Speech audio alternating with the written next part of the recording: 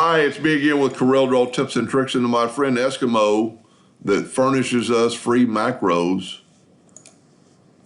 Watch my video this morning. I have no John, I have no idea why you watch my videos. And this is one smart cookie. And and I'll have this link to this matches vector to his, he does this for the community. But he saw my one where I made a star this morning, and he said, try this out.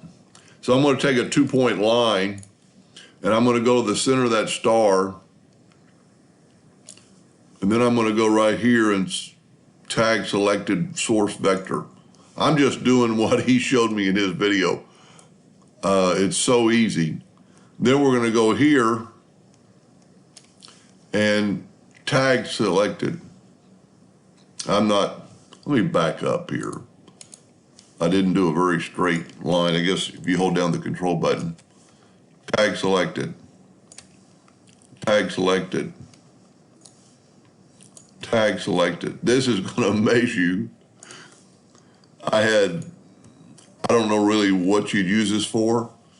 Tag selected, you got to remember to tag that. So we got 4 tags selected.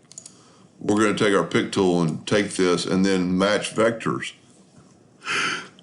And all I could say is, wow.